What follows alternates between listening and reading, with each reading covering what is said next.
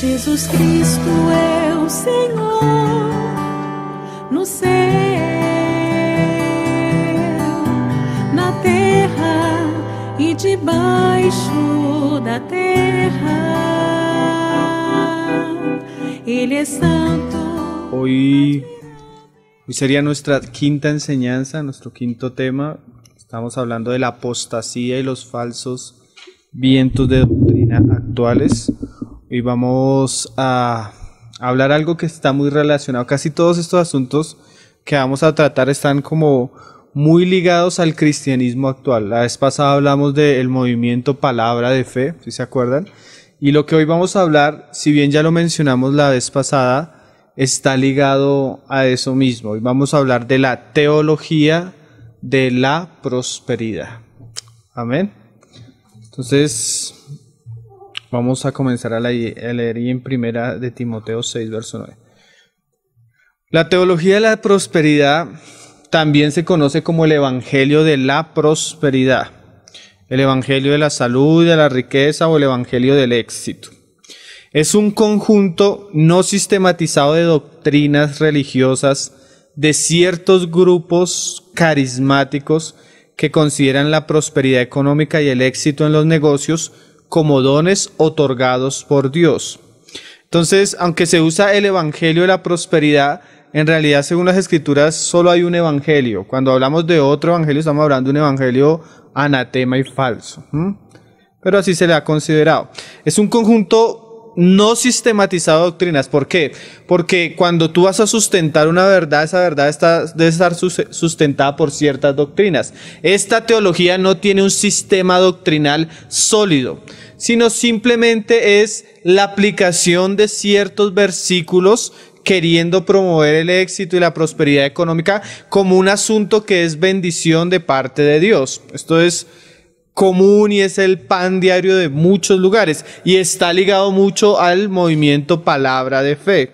Generalmente todas las megas iglesias, casi todas las iglesias grandes se han dejado llevar por este viento, por esta teología que ha surgido en nuestro tiempo. Sus proponentes argumentan que la bendición financiera es la voluntad de Dios para todos los cristianos y afirman que la confesión positiva o la fe positiva y las donaciones, porque se enfatiza mucho en el ofrendar, en el diezmar, a ministerios cristianos aumentan la propia riqueza material. Tienen como fin la bendición material. En resumidas cuentas es eso. Nosotros no vamos a profundizar mucho en esto porque es un asunto que ya casi todos los hermanos serios consideran algo como falso. No lo dejamos de tratar porque ¿cómo vamos a tratar una serie de apostasía y no hablar de esto si esto es lo más de los asuntos más notables de la iglesia en nuestros días? Entonces vamos a ver un poco la raíz porque la palabra no trata tanto los asuntos externos, sino la palabra nos muestra la raíz que sostiene de alguna manera este sistema doctrinal. Vamos ahí, como teníamos ahí, primera de Timoteo 6, verso 9. Pablo nos resume que la base de esta doctrina es el amor al dinero, ¿no? Dice, porque los que quieren enriquecerse caen en tentación y lazo. O sea, la persona que está buscando el dinero, el que está buscando la codicia, eso es un lazo para él en el camino. Y en muchas codicias necias y dañosas que hunden a los hombres en destrucción y perdición. Porque raíz de todos los males es el amor al dinero, el cual codiciando algunos se extraviaron de la fe y fueron traspasados de muchos dolores. La palabra muestra, hermano, que Dios hace al rico como al pobre, ¿sí? Dios pone a personas, a veces nacen en cuna de oro, toda su vida han tenido dinero, toda su vida han sido exitosos en los negocios y eso la palabra dice que Dios lo da. También encontramos personas que nacen en situaciones bien difíciles y toda su vida viven una vida económicamente limitada. Entonces no estamos tratando el asunto de tener dinero o de no tener dinero, sino estamos tratando un asunto que tiene relación con una enseñanza, una doctrina que enseña que todos deberíamos tener dinero, cuando es algo que no encontramos en las Escrituras. O sea, el problema no es tener dinero o no tener dinero. El problema es cuando usamos las Escrituras para promover algo que las Escrituras no promueven. Amén. Nosotros conocemos personas que tienen mucho dinero, hermano, y aman al Señor y sirven al Señor y con sus bienes honran al Señor y son de las personas que más cooperan con nuestros ministerios. Entonces, el problema no es tener dinero, el problema es cuando promovemos la codicia a través de la predicación. Ese es el problema. Hacemos diferencia desde un comienzo. Nosotros no tenemos iglesias de ricos ni tenemos iglesias de pobres. En la casa de Dios está lo vil y lo menospreciado, y también a veces Dios escoge personas que tienen muchos medios. Entonces, hermano, este asunto, aunque ha sido tropiezo a través de toda la historia de la iglesia, una de las cosas, o sea, cuando tú miras cuando Constantino cristianizó el imperio, una de las cosas que causó mucho tropiezo a la iglesia en el siglo IV fue que los cristianos pasaron de ser perseguidos a estar en un lugar, en una posición donde el gobierno promovía el cristianismo. Entonces a los clérigos se les daban lugares de reunión, templos, a los clérigos se les daba dinero, se les daba un sueldo, se les daba una posición. Entonces eso comenzó a ser algo codiciable, porque cuando el cristiano era perseguido y se servía solo por amor al Señor, pues se servía solo sinceramente. Pero cuando el puesto de obispo era algo donde el gobierno te apoyaba, donde te daba un sueldo, donde te daba esto, entonces muchas personas hasta impías comenzaron a codiciar esos puestos. Entonces el problema de la iglesia en algunas épocas ha sido eso, cuando hay prosperidad, cuando la vida cristiana va acompañada de cierta bendición económica. Pero en general, nuestra generación está viviendo una gran tragedia. Entonces, el problema de nuestra generación, aunque eso ha pasado en la historia de la iglesia, hermano, nosotros estamos viviendo una generación donde el liderazgo se ha dejado empapar mucho de esto. Mira lo que pasó. Siglo XVI, la Reforma. Siglo XVII, los movimientos reformados. Siglo XVIII y siglo XIX, los movimientos misioneros.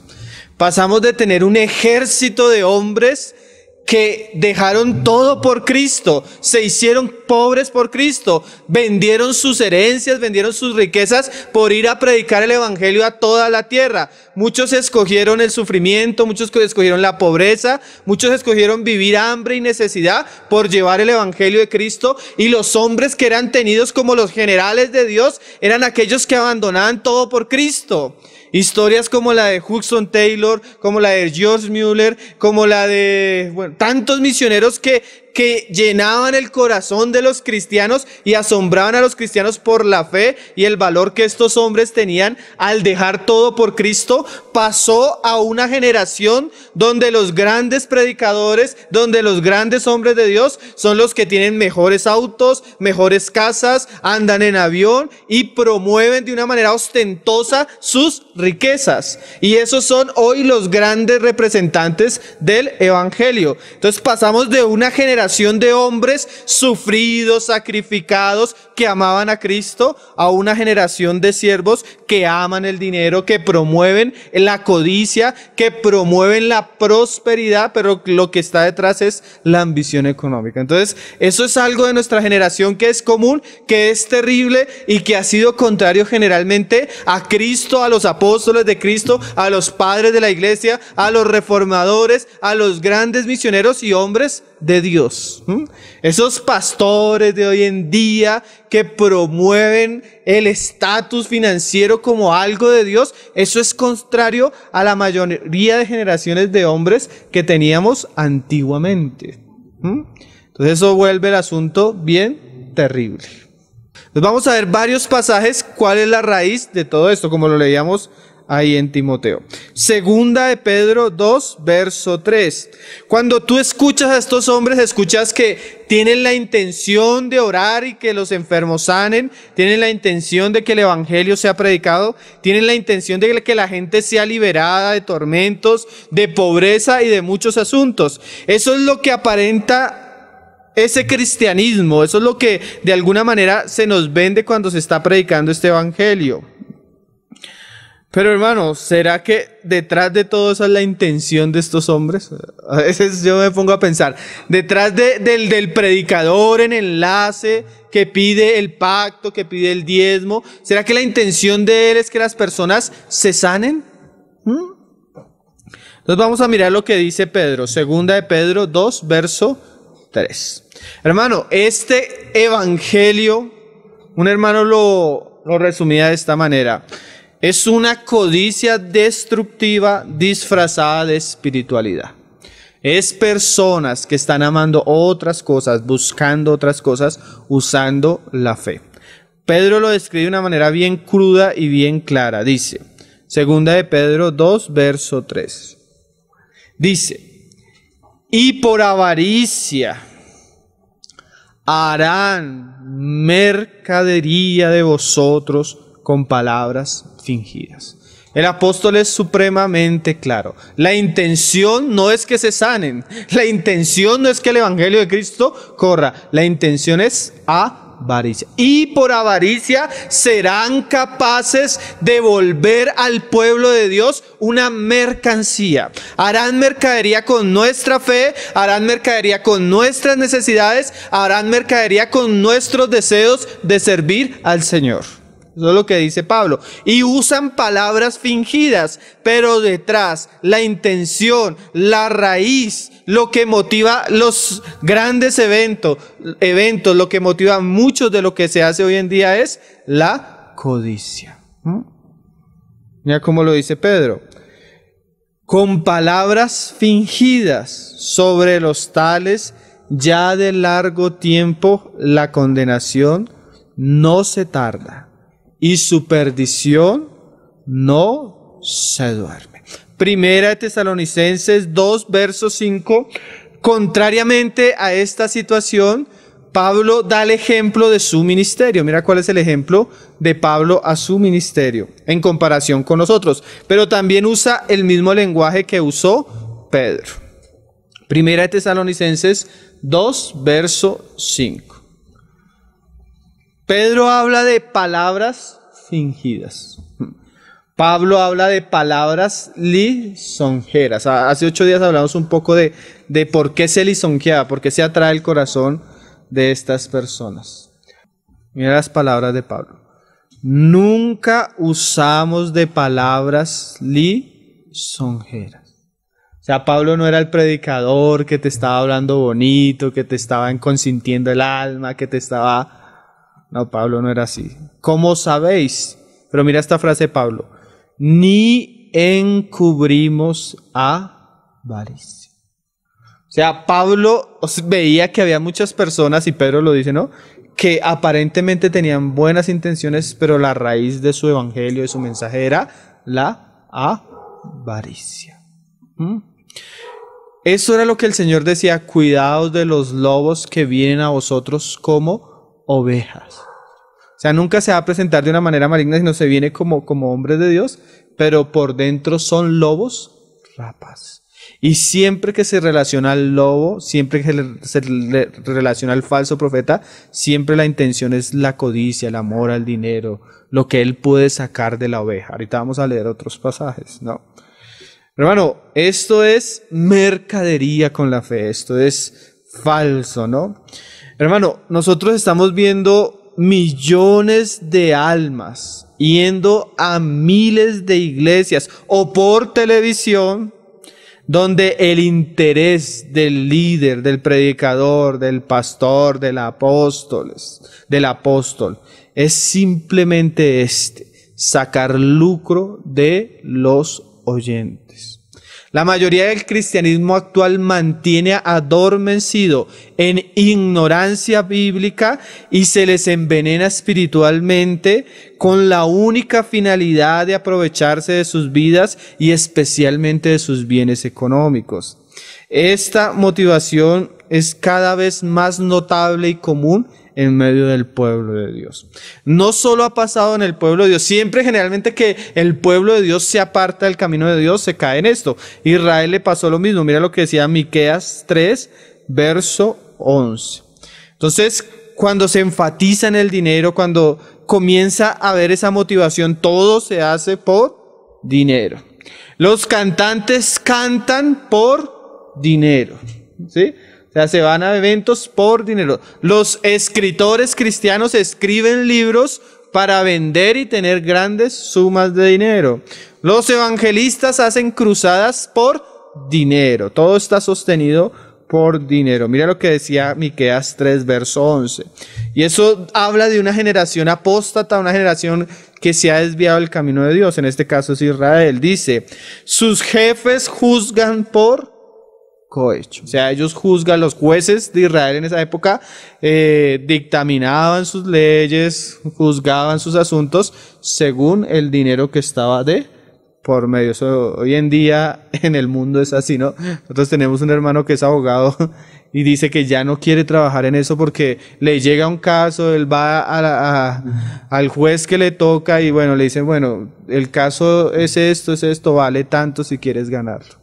Entonces ya no discuten nada, sino le dicen, y entonces él como hermano le toca decirle al cliente, si usted quiere ganar, el asunto se maneja casi por dinero y se maneja así por dinero, yo no me meto ahí. Mire cómo usted lo soluciona. Si usted quiere ganar, así usted tenga todo, si usted no pasa dinero, eso no. Pero hermano, eso es el mundo. Pero terrible cuando en la iglesia estamos así, ¿no? Cuando todo se maneja por dinero. Y mira esto. Y sus sacerdotes enseñan por precio. O sea, donde los representantes de Dios, los que Dios ha puesto en medio del pueblo, ejercen su servicio por dinero. Eso era lo que el Señor hablaba ahí en Juan cuando Él decía, el buen pastor es el que da su vida por las ovejas. Pero también está el asalariado, del cual las ovejas no son suyas. ¿Cuál es el asalariado? El que trabaja por un sueldo. Pero cuando ve venir el peligro, a él no le importan las ovejas, sino él sale huyendo, ¿no? Y mira lo que dice acá. Y sus profetas adivinan por dinero. Yo hace poco veía a una falsa profeta, una Jezabel, así. La mujer decía, bueno, Dios me ha dado una palabra, pero esta palabra es para 300 valientes, para los 300 valientes de Gedeón. ¿Cuáles son los 300 valientes de Gedeón que van a ofrendar $500? Levante su mano porque esa palabra es para usted. Entonces mira lo tremendo. Hay una palabra de Dios, pero es para los valientes que estén dispuestos a ofrendar. O sea, profetizan por dinero y se apoyan en Jehová.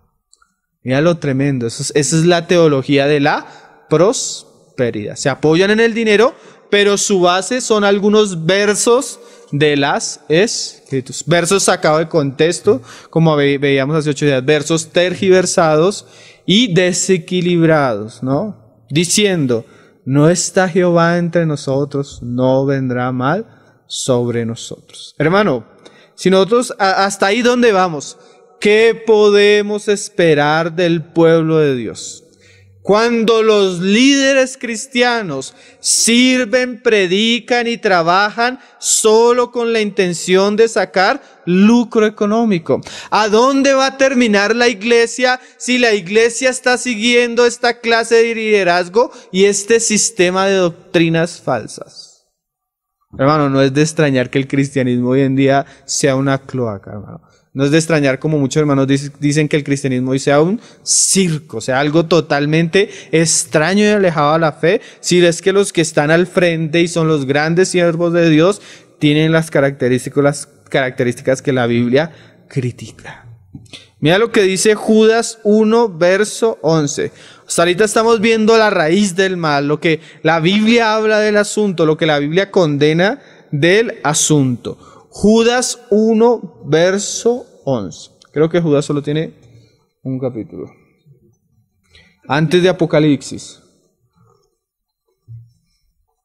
Dice, hablando de la apostasía, de los falsos profetas, de los falsos maestros, dice, lo hemos leído ya en estos días, en esta serie. Ay de ellos, porque han seguido el camino de Caín. Y se lanzaron, esa frase, ¿no?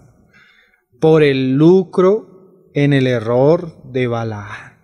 Mira esta frase, se lanzaron por lucro en el error de Balaam.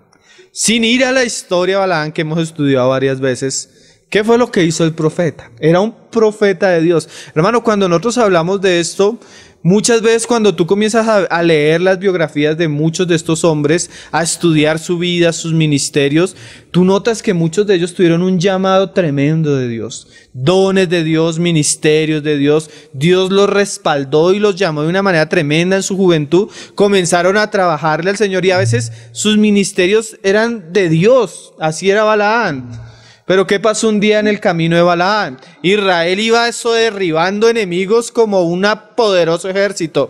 Y uno de los enemigos de Israel se sintió atemorizado por lo que Dios estaba haciendo con ellos. Entonces van de Balaam y le dice, bueno, le manda unos mensajeros, yo quiero que tú maldigas a Israel. Entonces los mensajeros vienen con dotes, con regalos, con dones. Entonces el profeta ora al Señor, le dice, Señor, porque era un profeta de Dios, ¿tú quieres que yo maldiga a tu pueblo? Y el Señor dice, no los oigas, no vayas con ellos porque yo no estoy ahí. Entonces les dice, el Señor me dice que no vaya con ustedes. Entonces le dicen a Balac, no, él no quiere ir. Entonces dice, no, pues hagamos eso, dupliquémosle la oferta, ofrezcámosle más dinero. Entonces el profeta, al ver que le ofrecen más dinero, dice, pues esperen a ver qué dice el Señor, voy a orar otra vez. O sea, ya el venir a pedir la segunda vez, ya muestra que hay algo impuro en su corazón. ¿Sí? Entonces el Señor, cuando él viene, le dice, pues ve. Pero en el camino se le atraviesa un ángel de Jehová con la intención de matarlo. ¿Por qué lo deja ir? Porque se había desviado en su corazón. En su corazón hubo codicia por los dones. Entonces mira, tenemos a un profeta de Dios, Balaam, que es capaz de tener la intención de ir y maldecir al mismo pueblo de Dios por dinero. Eso es terrible, ¿no les parece, hermano? O sea, pasar de ser un profeta de Dios a ser capaz de maldecir al pueblo de Dios por dinero. Así como dice el dicho del mundo, por la plata baila el mono. Entonces profetizan, predican, cantan por plata, por dinero. Terrible, ¿no? Se lanzaron por lucro, o sea, por la codicia, en el error de Balaam. Hermano, eso me parece tremendo. Como un profeta de Dios está dispuesto a maldecir al pueblo de Dios. Hermano, el evangelio de la prosperidad es una maldición, es un anatema. Es algo contrario a la verdad del evangelio. Pero porque hay personas que son capaces de predicarlo, pues como Balaam, porque eso les trae un beneficio a su vida. En este caso económico.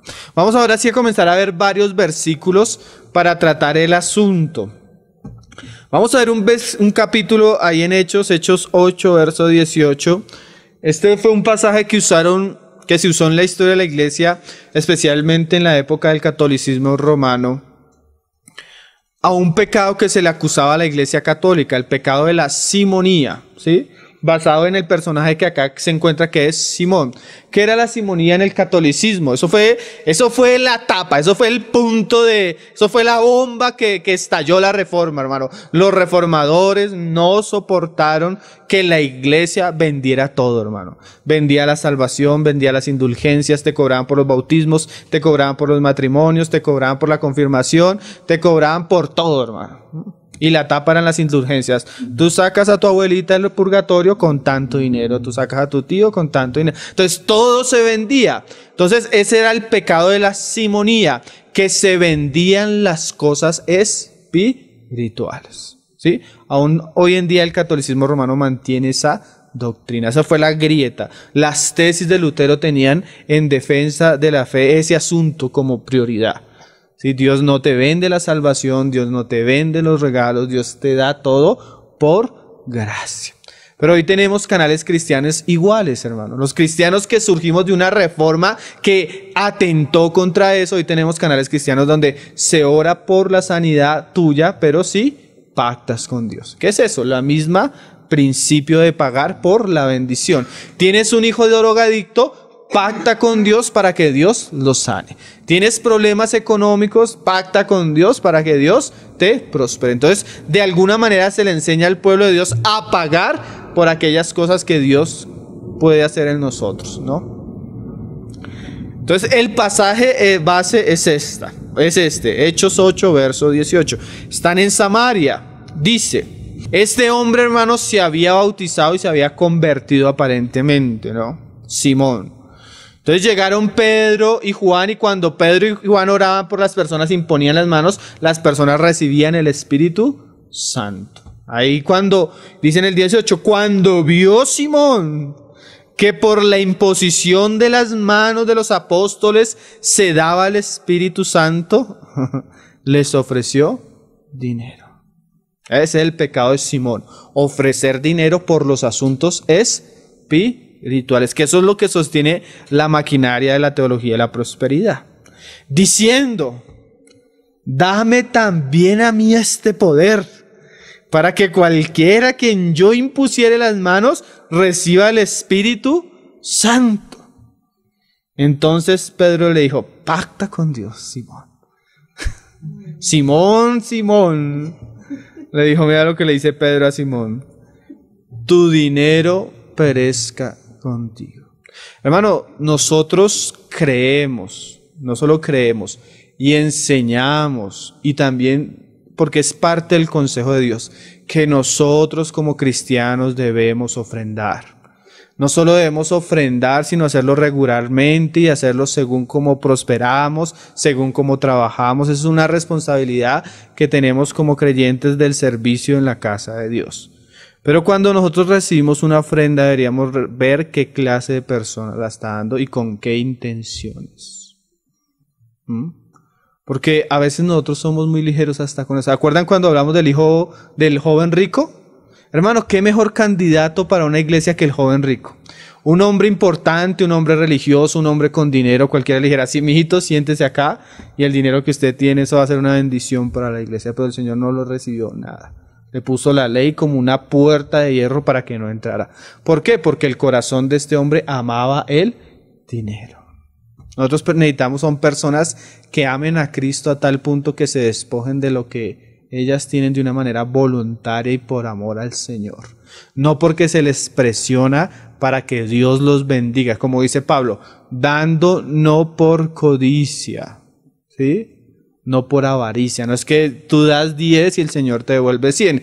Entonces yo no doy los 10 por amor al Señor, sino por los 100 que me van a devolver.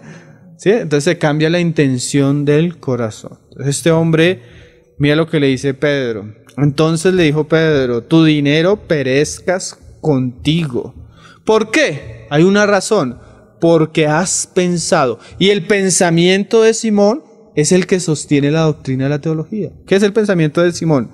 Que has pensado que el don de Dios se obtiene con dinero. O sea, a veces las personas no piensan que es suficiente orar, creer lo que dice la palabra, sino que tienen que hacer algo. Y se les enseña a hacer algo. ¿Qué? Dar dinero. No tienes tu parte ni suerte en este asunto, porque tu corazón no es recto delante de Dios. Arrepiéntete. O sea, mira que esto el Señor lo ve como algo que la iglesia debe apartarse, debe abandonar, porque es un asunto de maldad. Pues de esta tu maldad, y ruega a Dios si quizás te sea perdonado el pensamiento de tu corazón. Hoy en día cualquier predicador le hubiera recibido el dinero a Simón, hermano. Hoy en día cualquiera le hubiera dicho, Simón, qué bendición. El Señor te trajo aquí porque Él vio tu corazón y quiere prosperarte. Pero la intención de Simón era maligna, hermano. Porque ni él de amargura y en prisión de maldad veo que estás. Son palabras muy fuertes, ¿no? Te veo, pero te veo, Simón, por dentro mal. Hermanos, hoy en día se ha promovido la imagen. Yo veía en estos días, hermano, una congregación, pero que se ve que hasta el pobre, hermano, y llega el pastor en semejante limusina, hermano. Una limusina, una tremenda limusina. Y entonces los hermanos comienzan a gritar y a alabar a Dios, como si eso fuera Entonces se le vendió al pueblo de Dios la imagen de que el siervo de Dios debe ser de cierta manera. Entonces yo me acuerdo que una vez invité a un hermano a la reunión del viernes y llegamos y afuera, en esa época la reunión del viernes eran reuniones de muchos hermanos, entonces había hartos carros parqueados afuera. Y había un hermano que se había comprado un carro, una nave, en esa época era una nave el carro. Y el hermano, íbamos los dos y era un joven de la iglesia, el del carro. Y yo iba invitado a un hermano de denominación cuando el hermano llegó y vio los carros y me dijo, este es el del pastor, ¿cierto? Porque esa es la imagen que el pastor es el que se viste, el del carro, porque eso es lo que se nos ha promovido, eso es lo que hoy en día se considera bendición, ¿sí? El lujo, el confort, son sinónimos de bendición. Pero vamos a ver por la escritura, ya no vamos a seguir viendo pasajes de esto, sino vamos a ver por la escritura los verdaderos siervos de Dios, amén. Lo que enseñaban, su conducta, su enseñanza en relación a este asunto. Vamos a ver el ejemplo de Pablo. Yo pienso que si hay un apóstol entre los apóstoles es Pablo, amén.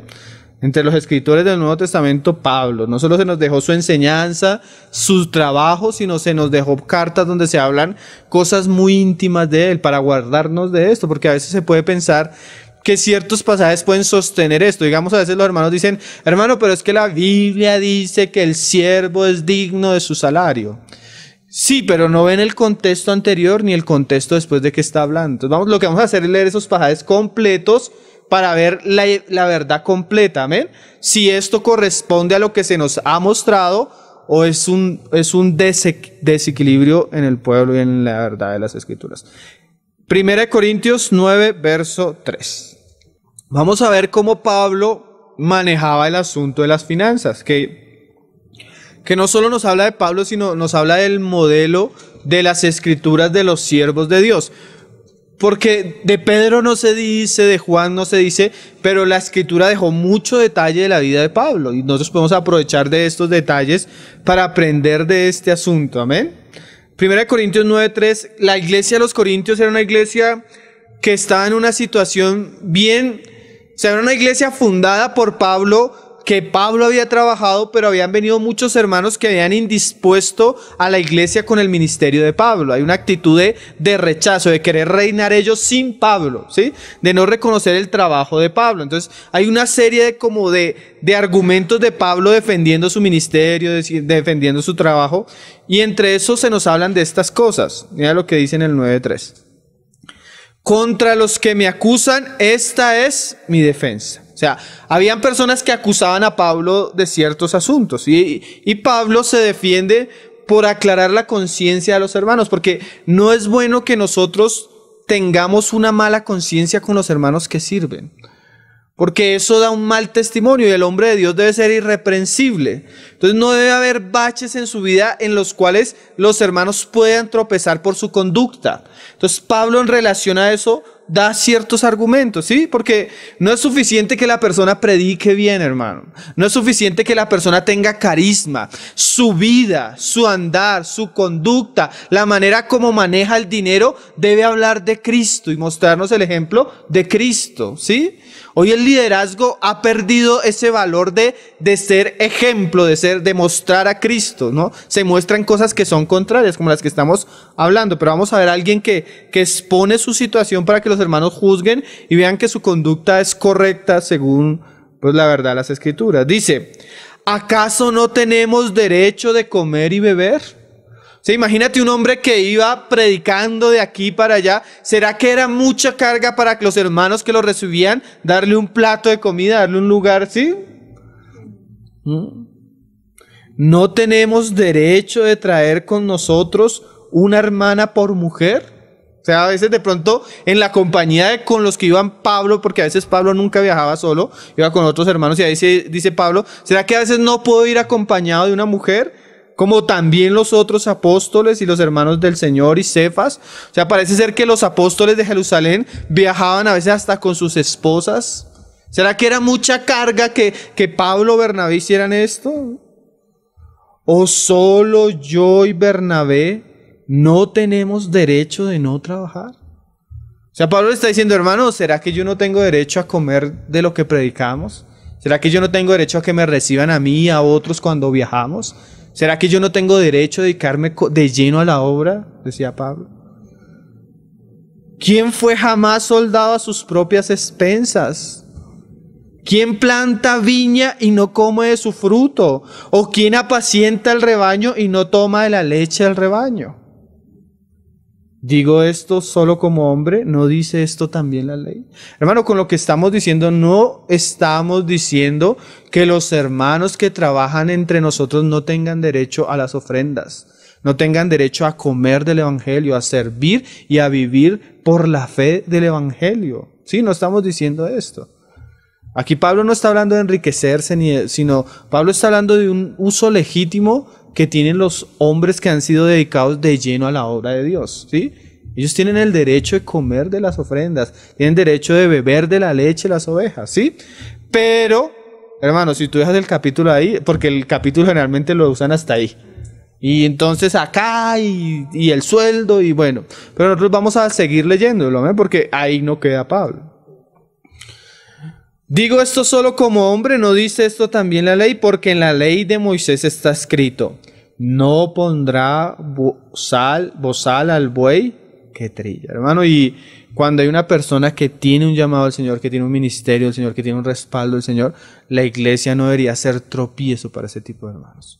Porque la iglesia necesita de esa obra en medio nuestro, ¿sí? ¿Tiene Dios cuidado de los bueyes o lo dice enteramente por nosotros? Pues por nosotros escribió, o sea, aquellas personas que están dedicadas a la obra. Porque con esperanza debe arar el que ara y el que trilla con esperanza de recibir del fruto. Si nosotros sembramos entre vosotros lo espiritual, es gran cosa si llegáramos de vosotros lo material. O sea, hermano, aquí Pablo está dando un principio. En la iglesia los hermanos de donde reciben beneficio espiritual deben sembrar, ¿sí? O sea, eso es algo que como una hermana me decía: hermano, es que no sé dónde ofrendar. Hermana, ¿dónde tú recibes alimento? ¿Dónde tú recibes? Hermano, yo escucho tal emisora, yo escucho esto. Hermana, ofrenda en esos lugares donde Dios usa para alimentarte. Donde recibas alimento espiritual. ¿Es mucho que tú siembres lo físico? No lo es. Es un principio que la palabra misma nos enseña, pero no queda ahí. Si otros participan de este derecho sobre vosotros, o sea, hay personas que reciben el beneficio de la iglesia, ¿cuánto más nosotros? Hermano, en la iglesia hay personas que no trabajan, hay personas pobres que reciben beneficio de la iglesia. Hay personas que tienen necesidad y la iglesia a veces saca para ayudarles. Y si no son personas que trabajan, ¿cuánto más los que trabajan? Y de una vez aclaro, hermano, no lo estamos diciendo, como dice Pablo, por nosotros. Simplemente estamos estudiando el pasaje. Dice: si otros participan de este derecho, ¿cuánto más nosotros? O sea, hay un derecho a los que trabajan. Pero ahí es donde viene el problema. Ahí es donde Pablo viene a ponerles problema más de uno. Porque el asunto es así, pero no hemos usado de este derecho. O sea, Pablo podía como apóstol parar y exigirse a la iglesia, exigirle a los corintios, a los gálatas, a muchas iglesias, porque él trabajaba. Pero él, como siervo de Cristo, no usaba de este derecho, sino que lo soportamos todo. O sea, Pablo podía exigir el derecho, pero él, por amor a Cristo, por amor a la iglesia, estaba dispuesto a soportarlo todo. ¿Por qué? Él lo explica: por no poner ningún obstáculo al evangelio de Cristo. O sea, yo como apóstol, decía Pablo, tengo el derecho de muchas cosas, pero para no ponerle un obstáculo al evangelio, para no servir de tropiezo a la iglesia, yo hago a un lado mi derecho por amor al evangelio. ¿No sabéis que los que trabajan en las cosas sagradas comen del templo y que los que sirven al altar, del altar participan? Así también ordenó el Señor a los que anuncian el evangelio, que vivan del evangelio. O sea, eso fue algo que el Señor mandó, es un derecho legítimo del obrero. Pero yo de nada de esto me he aprovechado. Mira lo tremendo, o sea, hay un derecho, pero yo no me aprovecho de eso. Pablo no llegaba. Hermanos, yo he trabajado acá, yo he servido acá, yo he predicado acá. Ustedes tienen la obligación de darme tanto, ustedes tienen la obligación de darme esto, de hablar. O sea, Pablo no usaba de su derecho, ni se aprovechaba de su derecho. Porque cuando hablamos del sostenimiento del obrero, un hermano decía algo muy sabio: los hermanos en un lugar deben cooperar para que los hombres que trabajan en ese lugar o que han trabajado en ese lugar vivan dignamente. O sea, es imposible que la iglesia, recibiendo el beneficio de un hermano, vea que el hermano está pasando necesidad y la iglesia no lo sustente. Sí, eso es contrario a las Escrituras. No provea para la alimentación, no provea para su casa, no provea para sus necesidades. Eso es lo que la palabra habla. La palabra no habla que le supla para engrandecerlo, para enriquecerlo, sino por lo menos que el hermano viva dignamente entre ustedes. Es un buen consejo. La iglesia debe procurar que los hermanos vivan dignamente. ¿Sí? ¿Qué es dignamente? Que tengan su sustento y abrigo, como dice Pablo. En Israel pasaba esto. Épocas donde los israelitas dejaban de ofrendar, el levita que estaba de lleno en la casa de Dios tenía que salir del templo e ir a arar el campo, porque Israel no ofrendaba y el Señor reprendía al pueblo en esa época. Cuando la iglesia tiene que trabajar o cooperar en esto y los hombres son negligentes y los hermanos tienen que dedicarse a un trabajo secular. Pero Pablo es un gran ejemplo, ahorita lo vamos a leer. Aún en esos casos, para él eso no era un tropiezo. Mira lo que dice Pablo. Pero yo de nada de esto me he aprovechado, ni tampoco he escrito esto para que se haga así conmigo. Hermano, y cuando estamos hablando de estos temas, sí que es difícil hablar de estos temas porque se puede pensar para que se haga así con nosotros. Generalmente nosotros no tratamos estos temas, solo cuando la ocasión. Recuerdo una vez estábamos en un lugar, se acabó la reunión del domingo, fue un ágape, una reunión tremenda. Es un lugar donde los hermanos tienen mucho, es una iglesia próspera. Todos los hermanos son de estratos. Y yo llevaba un viaje de un mes, era la última reunión, ya el otro día salí al pueblo y dije: Señor, ya acabé, ya descansé. Porque todos los días enseñando, entonces dije: descanse. Cuando almorzamos, estábamos juntos, hermanos, le tenemos una pregunta. ¿Cómo se diezma? ¿Por qué se diezma? ¿Para qué se diezma? Y yo iba con un hermano que me estaba acompañando para grabar. Me dice el hermano, me mira el hermano, dice, le digo: hermano, yo quisiera compartir esto en cualquier otro lugar menos acá. Porque se puede prestar para pensar que uno está promoviendo algo. Porque los pasajes de la Escritura hablan de esto, ¿no? El problema es cuando se usa de una manera desequilibrada. Pero mira lo que dice Pablo. Esto nos baja y nos pone los pies en la tierra de una manera preciosa. Pero no he escrito esto para que se haga así conmigo, porque prefiero morir. Ay, eso ya me taladra, ¿cierto? Antes que nadie desvanezca esta mi gloria. Hoy la gloria del predicador es esa. Pero la gloria de Pablo era esta: pues si anuncio el evangelio, no tengo por qué gloriarme, porque me es impuesta necesidad. O sea, yo tengo una obligación con los cielos, hermano, decía Pablo. La necesidad viene de los cielos. Hay uno que yo llamo Señor y yo me considero siervo. Y ay de mí si no anunciar el evangelio. Por lo cual, si lo hago de buena voluntad, recompensa tendré en los cielos. Pero si de mala voluntad, la comisión me ha sido encomendada. ¿Cuál pues es mi galardón? Que predicando el evangelio, esta era la gloria de Pablo, presente gratuitamente el evangelio de Cristo. Esa era la gloria de Pablo. La gloria de Pablo era que él predicaba el evangelio sin la intención de sacar lucro del evangelio. Mira eso. Dice: para no abusar de mi derecho en el evangelio. O sea, había un derecho, pero no había un abuso del derecho. Hoy lo que vemos es un abuso no solo del derecho, sino de cosas que no son legítimas en las Escrituras. Y mira, esto es lo tremendo. Pablo representa a ese grupo misionero de hombres que lo dejaban todo por Cristo. Por lo cual, siendo libre de todos, me he hecho siervo de todos para ganar a mayor número. Yo a veces me pongo a leer la biografía de hermanos Digamos de William Carey, hombres que tenían dinero, hermanos. Lo vendían todos y se iban a predicar a la selva, hermanos. Lo tenían todo, pero su gloria era que dejaron todo por Cristo. Y no solo eso, sino que iban a servirle a personas en lo que no le iban a beneficiar en nada. Tú lees el libro de Por esta cruz te mataré de Bruce Olson. Se fue a predicarle acá a los indios y eso, a vivir como un indio. Los indios no tienen nada de modales, todo eso. O sea, ellos no tienen una cultura, sino todo es mugre. Ellos no tienen baño, sino al lado de las casas hacen y viene un ambiente. Y estos hermanos lo dejaron todo por ir a salvar a personas por amor a ellas. Eso es lo que Pablo está diciendo. Yo pudiera vivir de esto, pero yo me he hecho un siervo de ustedes por amor a Cristo, para predicarles el evangelio gratuitamente. O sea, ¿sí ven el contexto de ese pasaje que el obrero es digno de su salario? O sea, sí es digno de su salario, pero aun cuando la iglesia no quisiera cooperar con el salario del obrero, si el obrero ha sido llamado por Dios y ha sido llamado a predicar el evangelio de Cristo, esa debe ser su gloria, que lo predique gratuitamente. Tú encuentras que habían muchas personas que cooperaban con el ministerio de Pablo, ¿no? Pablo nos habla de una iglesia que tenía cuidado de él, ¿sí?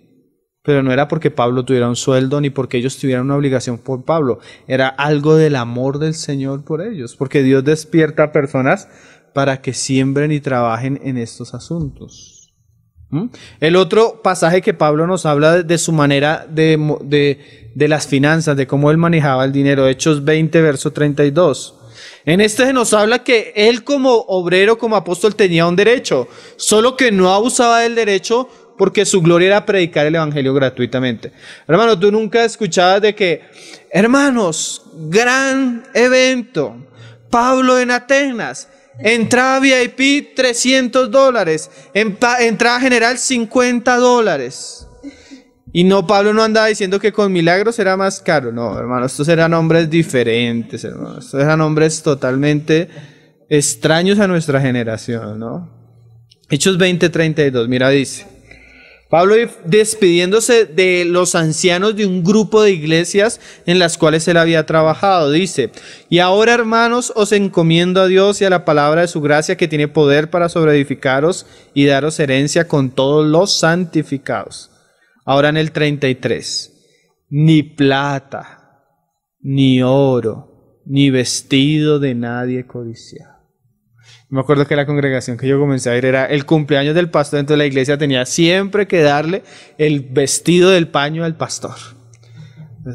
O el que comenzaba a decir, hoy en día es, bueno, hermano, si usted no tiene dinero. Yo me acuerdo de unas hermanas de un lugar donde visitamos, los hermanos son de... Entonces estaban en una iglesia de pura gente de estrato alto. Entonces llegó un día una pastora, dice la hermana que invitó preciso a una familiar, y llegó la pastora. El Señor me dice que hoy los va a desafiar a que ustedes le entreguen lo que más ama. ¿Qué es lo que más amas? ¿Tu anillo de matrimonio? ¿Qué es lo que más amas? ¿La cadena que te regaló tu mamá? Hoy no es dinero. Mira, es lo tremendo. Hoy no es dinero, hoy es lo que más amas. Y decía la hermana que la familiar la miraba y toda esa gente encadenada con... Y eso comienzan a recoger, hermano. Un montón de anillos, cadenas. Y el siguiente evento de la iglesia fue como una especie de reventa de todo lo que habían recogido, hermano. Imagínate. Pablo dice, no he codiciado ni oro. Mira lo que dice Pablo. Ni vestido de nadie he codiciado. Tremendo, ¿no? Antes vosotros sabéis, mira, este es el otro ejemplo. Pablo puede vivir por la fe. Pablo puede dedicarse y saber que el Señor le va a proveer a través de la ofrenda voluntaria de la iglesia. Pero cuando la iglesia no coopera, mira lo que dice Pablo. Para lo que me ha sido necesario a mí y a los que están conmigo, estas manos me han servido. Hermano, el apóstol de los apóstoles, muestra que cuando la situación era difícil, él no tenía ningún problema de trabajar secularmente para proveer para sus necesidades. Tremendo el ejemplo, ¿no, hermanos? Hay un hermano, no digo el nombre, un hermano en Brasil que es un siervo del Señor. Y el Señor lo llamó desde muy joven a servirle. Y el hombre estudió y es profesional y tiene maestrías y todo, pero el Señor lo llamó a servirle. Y tú lo escuchas predicar, es un hombre del Señor, tremendo. Pero él dice que cuando comenzó a servirle al Señor dejó su trabajo secular y se dedicó a las cosas del Señor, pero él no veía que él tenía ya esposa e hijos y él veía que no había cómo sostener su familia. Entonces que comenzó a hablarle al Señor y un día el Señor le habló. No me acuerdo si fue en un sueño, pero le habló. Y le dijo el Señor al hermano, le dijo, yo tengo un lugar para ti en mi reino, pero no tengo un salario para ti. Qué frase tremenda, ¿no? O sea, el Señor le habló que Él lo quería sirviéndole, pero que en esa situación, porque hay situaciones de iglesias donde no se coopera. Hay lugares, hermano, donde se coopera de una manera que son ejemplo. Hay lugares donde no se coopera. Entonces el Señor le mostró a él que en donde él estaba no.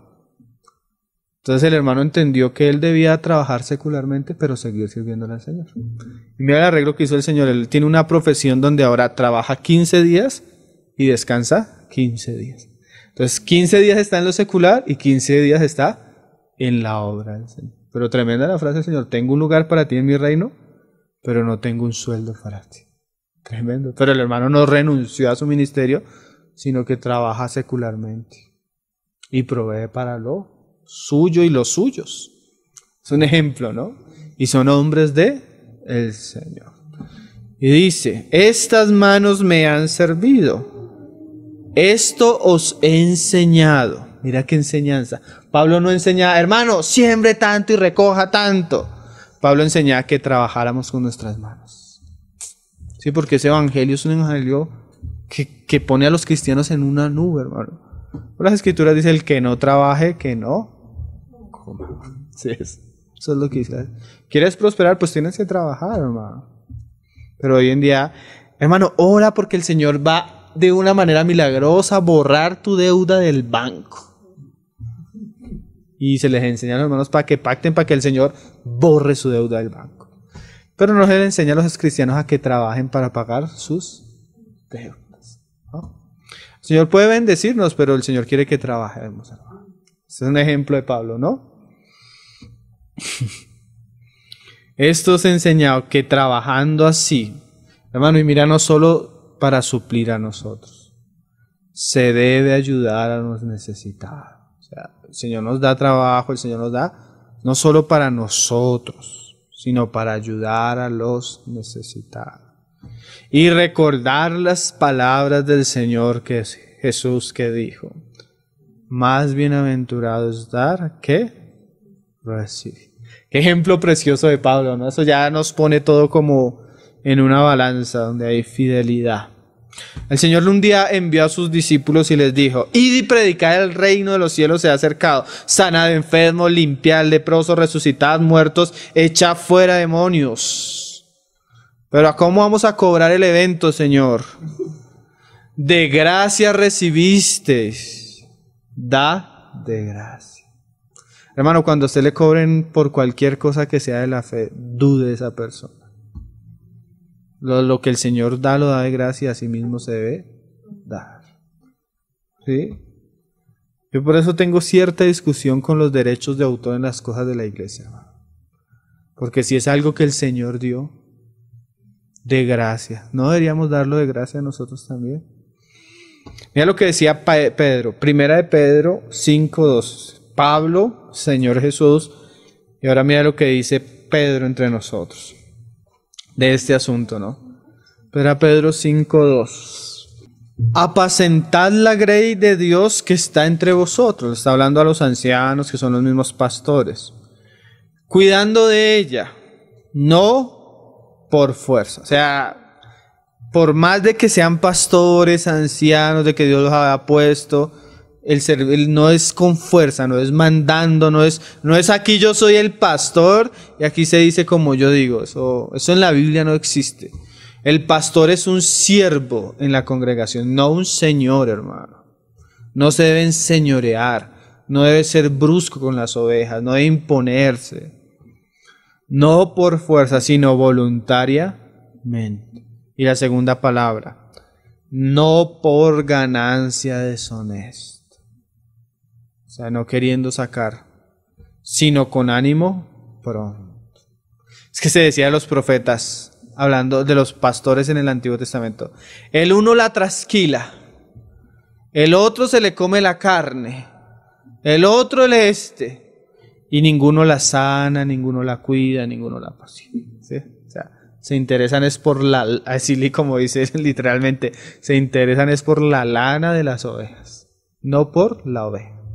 Hay una ciudad, y yo lo creo porque es que ya cuando tú escuchas 2 o 3 testimonios de personas diferentes, donde ni siquiera tú estás preguntando, uno dice, el asunto es real. Nosotros llegamos a una ciudad donde hay una mega iglesia.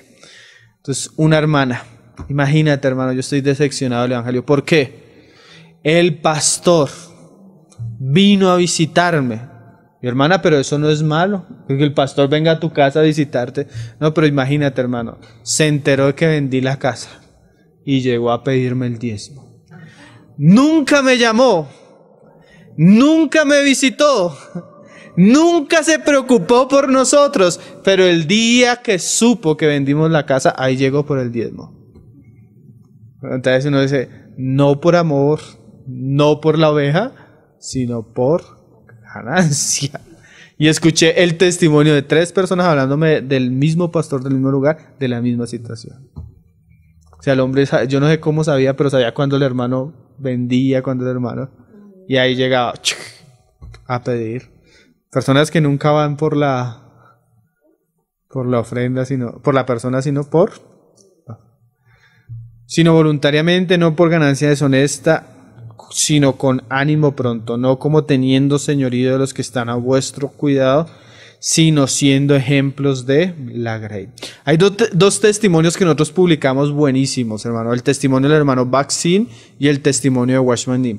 El testimonio de Baksin, él dice que cuando el Señor lo llamó, le dijo, bueno, si tú quieres servirme hay 3 requisitos. El primero es nunca le demuestres a nadie tu necesidad y nunca pidas dinero en público.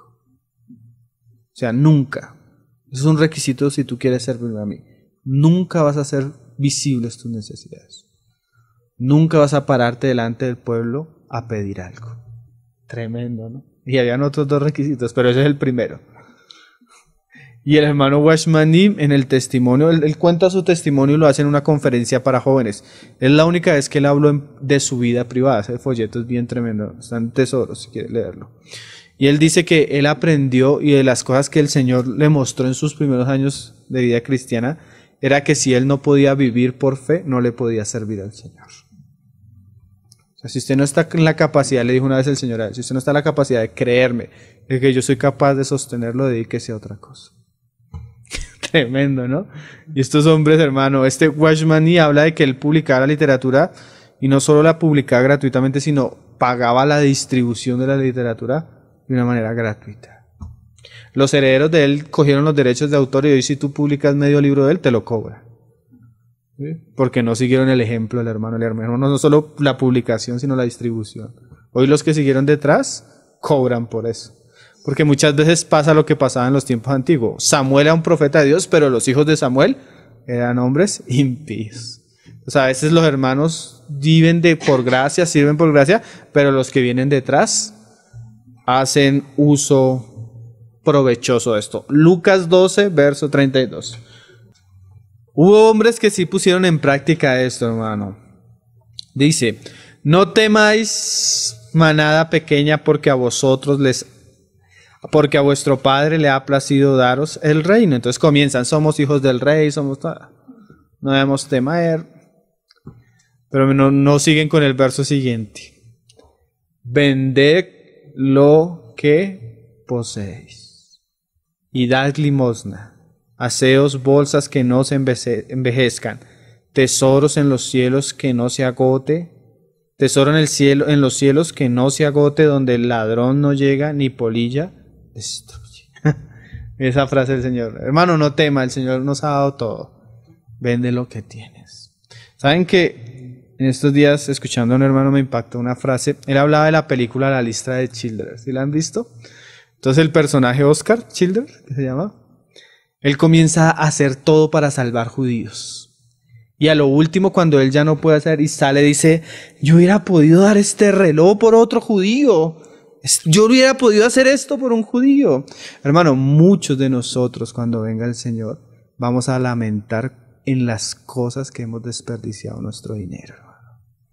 Muchos vamos a decir como ese hombre, yo hubiera podido dar esto por Cristo, yo hubiera podido dar esto para la predicación del Evangelio, yo hubiera podido dar esto para que los hermanos fueran y predicaran, yo hubiera podido dar esto, yo hubiera podido dar esto y me lo guardé.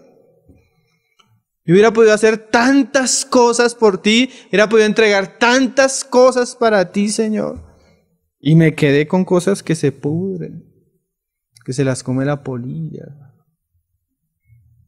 Ese día nos vamos a lamentar, hermano, cómo hemos desperdiciado el dinero y nuestras cosas. Todo el Señor les dice a ellos, vendan, den eso, porque hay algo más glorioso allí en los cielos. No les está diciendo, denlo porque les voy a dar acá más. No, véndanlo y hagan tesoros en los cielos. El Señor nos disponga a eso, ¿no?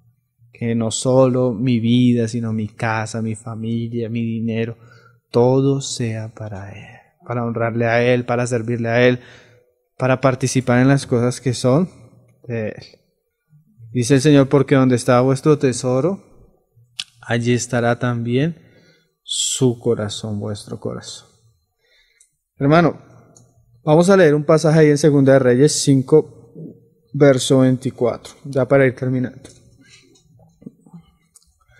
Este evangelio, este falso evangelio, el evangelio, esta teología de la prosperidad, ha quitado del creyente, hermano, las verdaderas riquezas, las que están en lo alto, hermano. Y no solo ha causado eso, hermano, ha causado que sus grandes representantes, o sea, los grandes líderes cristianos que representan eso y sus grandes seguidores, o sea, los que siguen este evangelio, se caractericen porque son leprosos. Como estamos hablando de la lepra en la casa de Dios, el Señor compara la codicia en las Escrituras con una lepra y compara a las personas que toman este camino como personas leprosas. Vamos a ver el camino del siervo de Eliseo. Ustedes conocen la historia. Viene Naamán, que era un soldado importantísimo, de un imperio importantísimo, y viene porque es leproso. Entonces el hombre viene con un montón de regalos ante Eliseo para que Eliseo lo sane. Eliseo ni siquiera lo recibe, hermano. Dice, ni siquiera le abrió la puerta y lo hizo seguir. Esos profetas no eran como los lisonjeros de, siéntate. Hermanos, denle el espacio que tiene dinero, como dice Santiago, que hace esas secciones de personas, porque llega el rico a la congregación y lo ponen adelante. Hoy es así, llega el alcalde, llega el político y lo suben al púlpito y oran por él en el púlpito, porque es el importante. Pero viene el pobre, y allá atrás, a veces no lo dan ni entrar a muchos lugares. Entonces, Naamán venía con ínfulas de rico, ínfulas de ser importante. Y ni siquiera Eliseo le abre la puerta, sino le dice, vayas, lávese 7 veces al río, sí, al Jordán. Entonces el hombre en su orgullo dice, pero para sumergirme en un río hubiera podido ir al Nilo, al Tigris, a cualquiera, muchos mejores. Entonces le dicen los siervos, no, pues obedece la voz del profeta. Entonces el hombre dice, pues a lo último, ya he hecho tantas cosas para quitarme esta lepra. Entonces va el hombre, se sumerge 7 veces y el Señor lo sana de la lepra. El hombre en su alegría viene con un montón de regalos para Eliseo a recompensarlo. Entonces cualquiera diría, no, pues es la bendición del Señor. Vamos a recibir porque el Señor lo bendijo, pues. Pero hermano, Eliseo le cierra las puertas y no le recibe nada. Uno debe aprender a veces hasta quién le recibe y a quién no le recibe. Porque lo que decíamos al comienzo, ¿no? A veces las personas tienen un corazón puro, a veces las personas no tienen un corazón puro. Y hay situaciones, digamos, un día estábamos hablando de esto en un lugar y después de acabar la enseñanza dijimos, hermano, y hoy no se va a recoger ofrenda. Después de tratar un tema como esto, no se va a recoger ofrenda. Porque a veces la gente piensa que se hablan estos temas con la intención de recoger ofrenda. ¿Sí me van a entender? Una vez en ese mismo lugar, cuando compartimos eso, se nos acercó un hermano y dijo, hermanos, que están pasando necesidad. Entonces a veces la gente piensa que se hablan estos temas porque se está pasando necesidad o porque se va a recoger ofrenda. Entonces Eliseo le cierra las puertas, no lo recibe, pero Eliseo tenía un siervo, Giezi. ¿Sí? un ayudante. ¿Sí? ¿Qué pasó con el ayudante? Eso es lo que vamos a leer. Porque el Señor no cobra por sus milagros, pero los sinvergüenzas que tienen ayudantes hoy en día, sí. Segunda de Reyes 5:24. Y así que llegó a un lugar secreto. Él lo tomó de mano de ellos. O sea, cuando Giezi ve que Eliseo no lo recibe, Giezi va secretamente ante Naamán y le dice: han venido uno de los hijos de los profetas, quieren unos vestidos y les falta esto. Entonces Naamán, agradecido, le da lo que él le pidió. Y ahí fue cuando llegó esto. Entonces el hombre coge esto y así que llegó a un lugar secreto. Él lo tomó de mano de ellos y lo guardó en la casa. Luego mandó a los hombres que se fuesen. Y él entró a donde estaba Eliseo y se puso delante de su señor, y Eliseo le dijo: ¿de dónde vienes, Giezi? Y él dijo: tu siervo no ha ido a ninguna parte. Él entonces le dijo: ¿no estaba también allí mi corazón cuando el hombre volvió de su carro a recibirte? Mira esta palabra del profeta.